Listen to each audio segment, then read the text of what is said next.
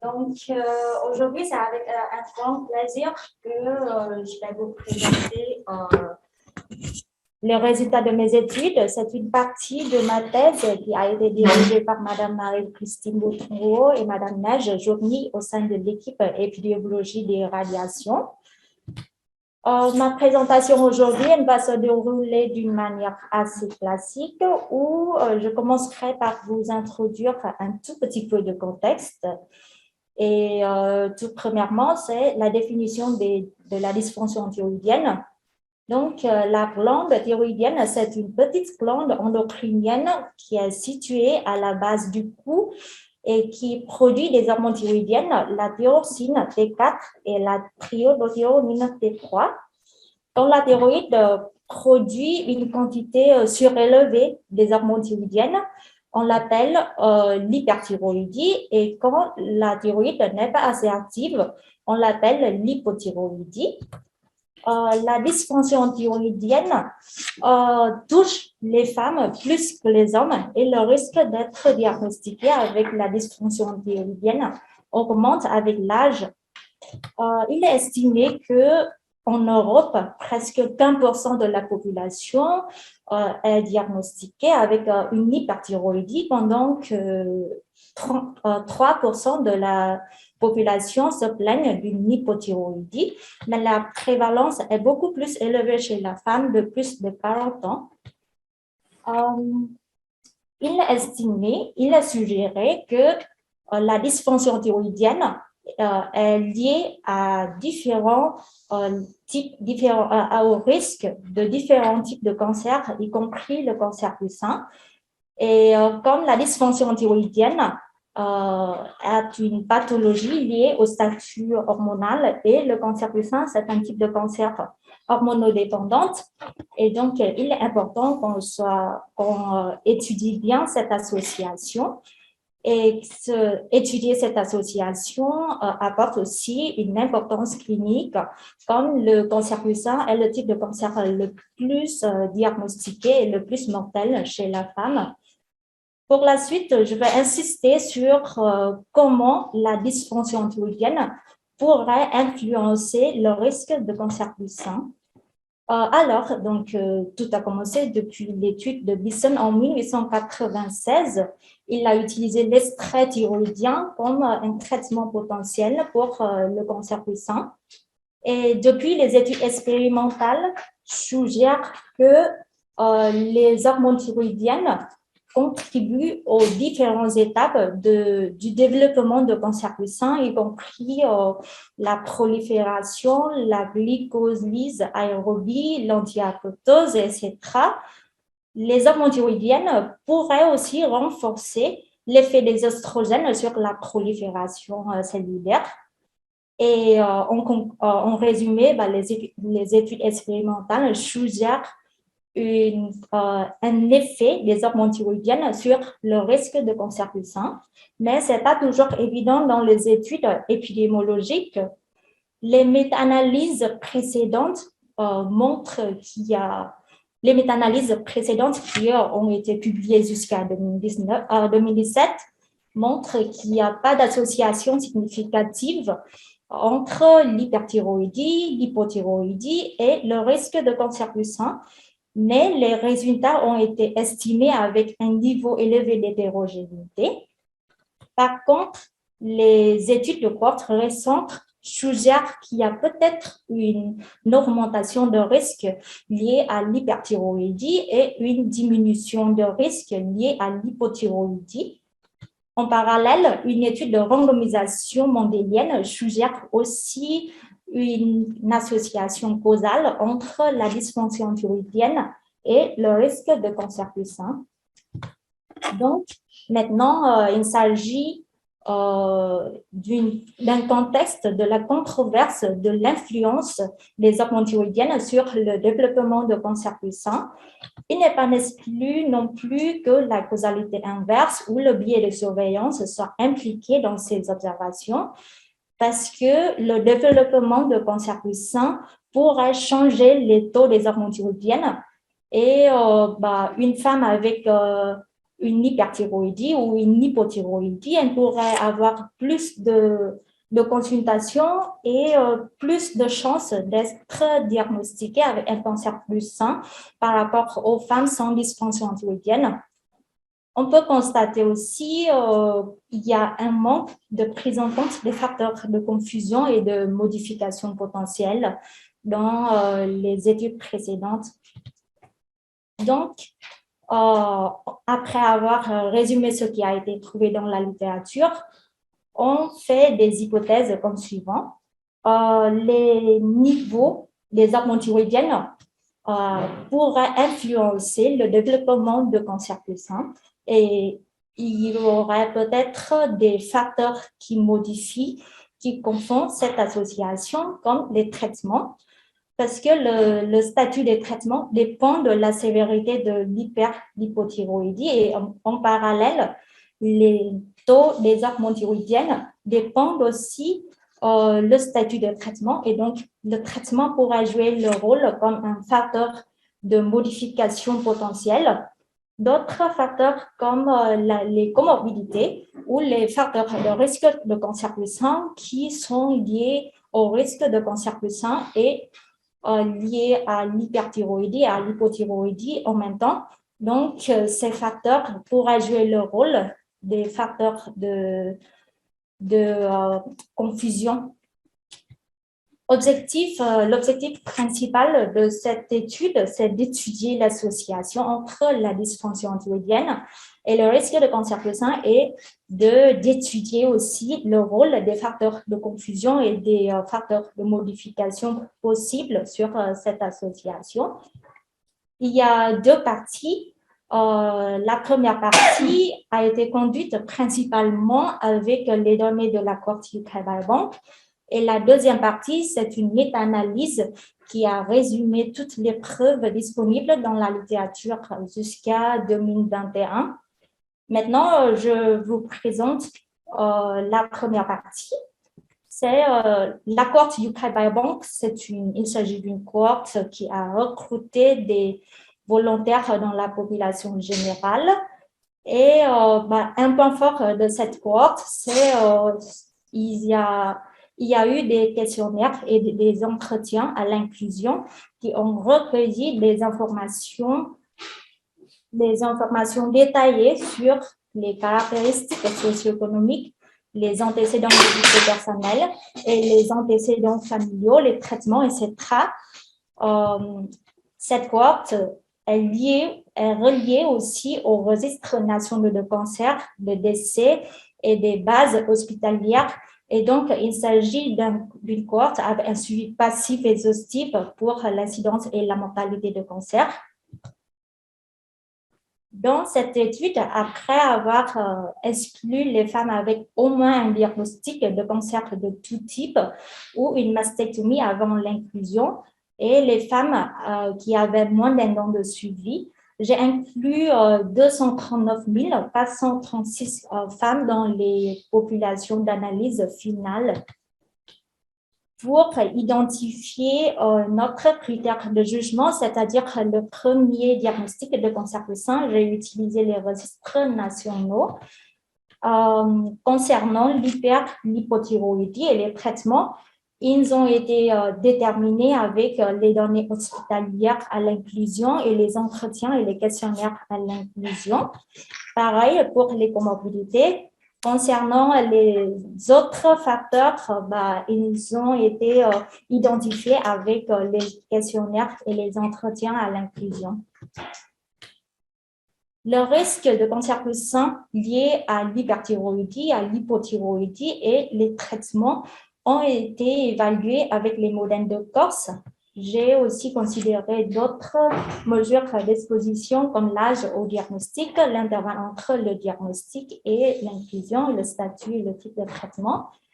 Et tous les modèles ont été diagnostiqués ont été ajustés avec l'âge à l'inclusion, le statut ménopausique, l'antécédent familial de cancer du sein, la parité et l'âge au premier accouchement et le niveau d'activité physique.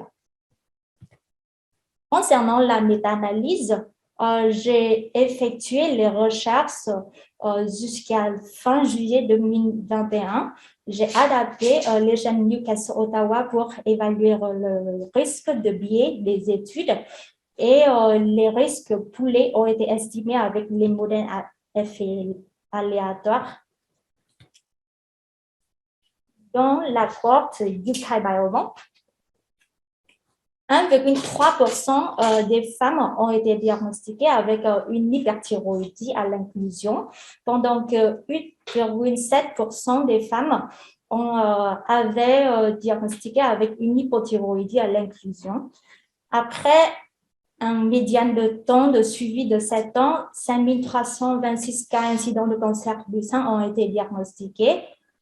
En résumé, les femmes avec une hyperthyroïdie ou une hypothyroïdie, elles étaient plus âgées à l'inclusion, accouchaient plus tôt, étaient plutôt ménopausées et avaient un niveau d'activité physique moins élevé par rapport aux femmes sans dysfonction thyroïdienne. Dans la cohorte UK Biobank, je n'ai pas trouvé une association significative entre l'hyperthyroïdie et le risque de cancer du sein, mais j'ai observé une augmentation de risque chez la femme avec une hyperthyroïdie diagnostiquée après l'âge de 60 ans ou après 5 à 10 ans de diagnostic par rapport aux femmes sans dysfonction thyroïdienne. J'ai aussi constaté que par rapport aux femmes sans dysfonction thyroïdienne, il y a une augmentation de risque de 38% chez la femme avec une hyperthyroïdie traitée, mais il n'y a pas d'une augmentation de risque chez la femme avec une hyperthyroïdie non traitée. Et l'augmentation de risque chez la femme avec une hyperthyroïdie traitée ne variait pas en fonction de type de traitement. Après avoir testé les effets de modification de différents facteurs, j'ai trouvé un effet significatif lié au statut ménopausique.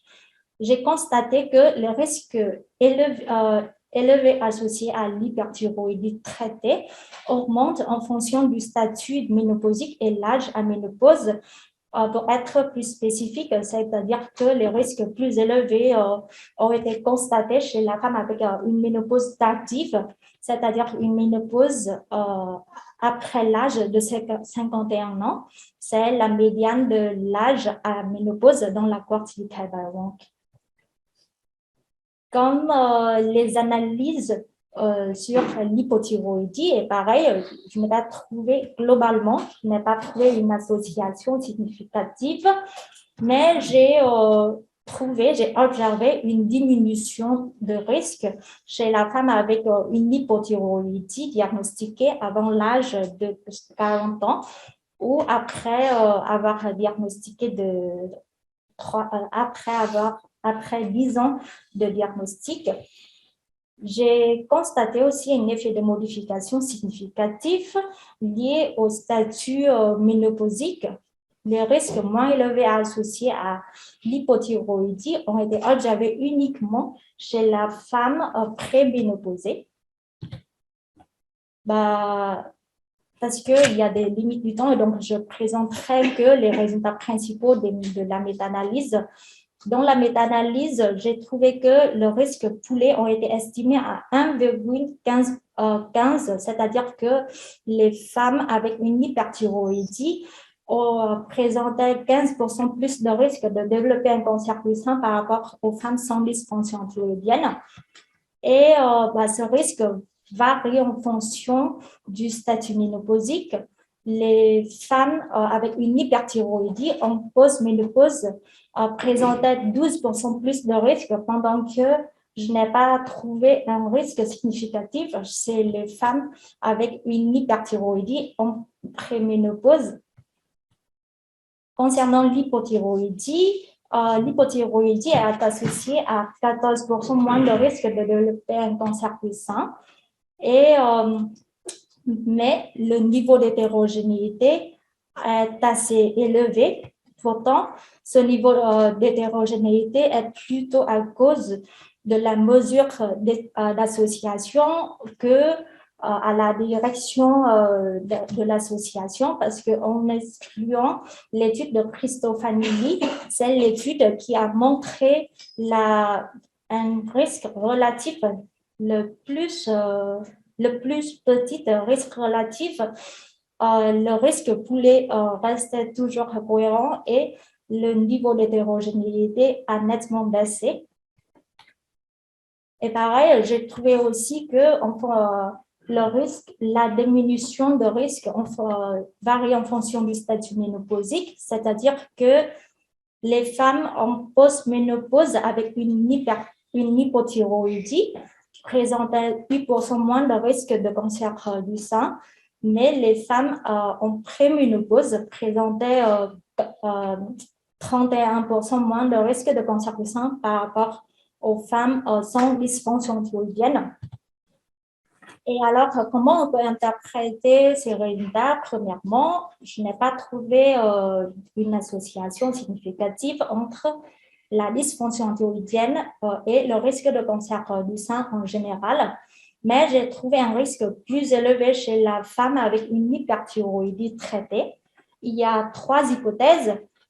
Premièrement, c'est le biais de surveillance, mais c'est peu probable parce que j'ai testé des effets, quand j'ai testé des effets des facteurs comme le niveau socio-économique ou le niveau d'adhérence aux recommandations à la mammographie, ça n'a aucun effet sur l'estimation de risque.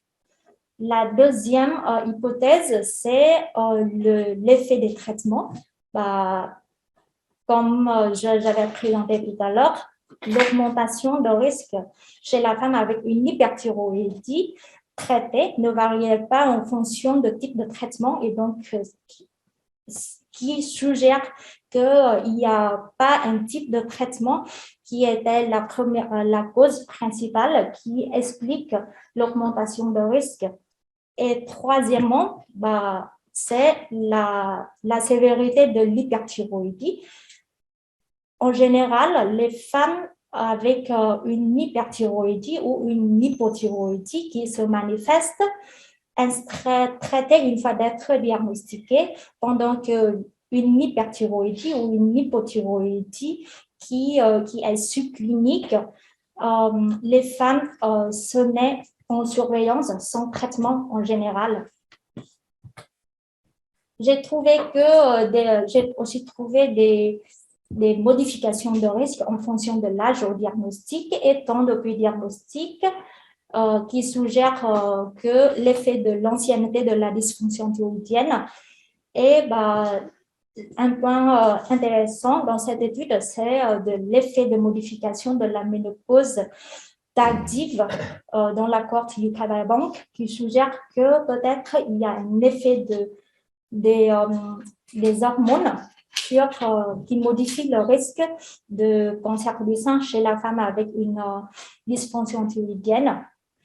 Et à part de la ménopause, je n'ai pas trouvé d'autres effets de modification significatifs. Et les résultats principaux de la méta-analyse restent cohérents avec ce qui a été trouvé dans la cohorte Yucata Bank. C'est-à-dire que l'hyperthyroïdie est associée à une augmentation de risque pendant que l'hypothyroïdie est associée à une diminution de risque de cancer du sein. Et le risque varie selon le statut ménopausique et il y a très peu d'informations sur le rôle des traitements, les comorbidités et les facteurs reproductifs, etc. Les points forts de cette étude, c'est-à-dire l'étude avec la cohorte Yucata Bank, il s'agit d'une cohorte de grande taille avec un suivi passif exhaustif et des informations détaillées sur les facteurs de confusion et les médiateurs potentiels.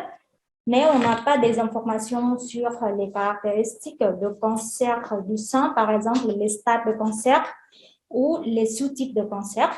On n'a pas non plus les informations sur l'étiologie de la dysfonction thyroïdienne ou la durée de traitement ou la sévérité des comorbidités qui nous met un peu comment dire, qui nous empêche un tout petit peu d'interpréter plus clairement ces résultats. Donc, en conclusion, on sait très bien que le cancer du sein, c'est un type de cancer hormonodépendant et les résultats de notre étude supportent l'hypothèse selon laquelle les niveaux d'hormones thyroïdiennes pourraient influencer le risque, le développement de cancer du sein. Le mécanisme biologique qui explique ces résultats ne sont pas encore clairs, mais les résultats de notre étude suggèrent que le rôle de la sévérité ou l'ancienneté de la dysfonction thyroïdienne pourrait être des facteurs explicatifs de ces résultats. Et premièrement, c'est des influences de statut ménopausique sur ces associations qui supportent aussi l'effet des hormones sur le risque de cancer du sein.